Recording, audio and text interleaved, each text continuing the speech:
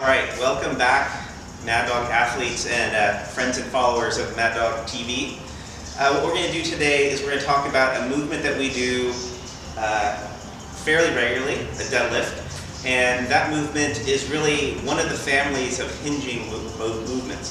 So what we're going to do today is just kind of go over that hinging motion, maybe something that you can do at home to practice that hinging motion, and then do a little demo, and then do some accessory exercises that help that movement get better at that movement.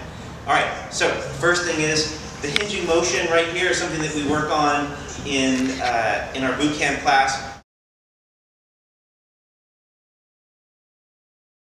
One of the exercises that we do to help you learn the hinging motion is really a very simple motion that we call a prisoner wall touch. And so you can put your hands back here like this.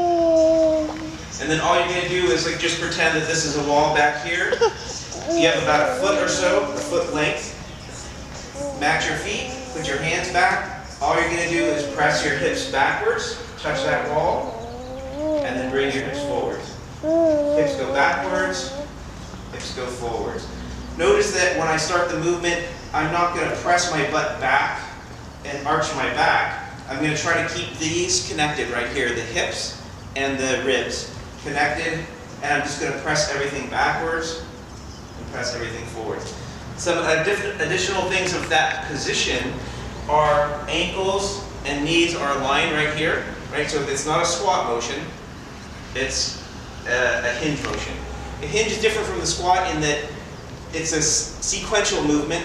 So I move this way, and then to grab the bar, I can bend my knees. Then to stand up, I'll bring my knees straight, and then I'll extend my hips. Squat is a simultaneous movement where I'm bending my ankles, knees, and hips all at the same time.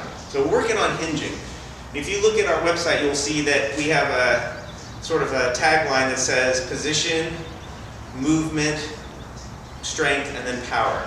And what we're working on right now is that first part is just being able to hinge, to have your knees over your ankles. That's a position, and then we'll work that into a movement.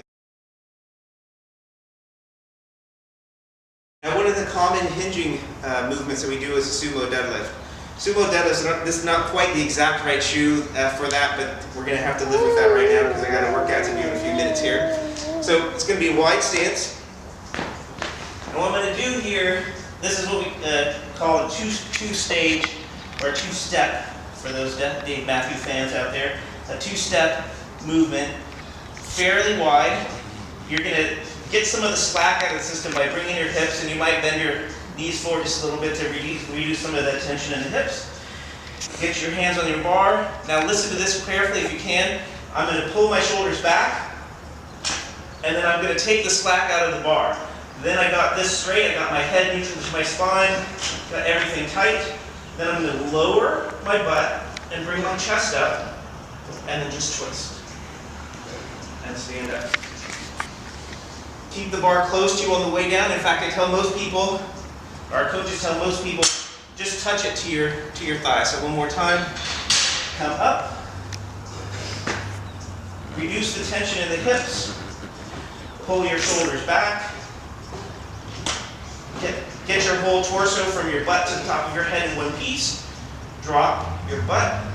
Bring your chest up. Just keep moving. Stand up.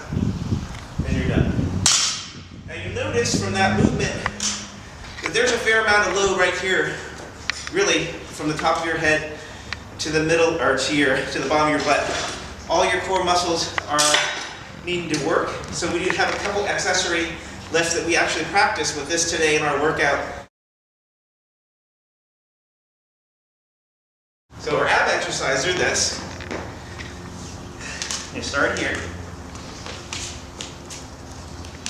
What we're going to do is bring these back underneath the feet.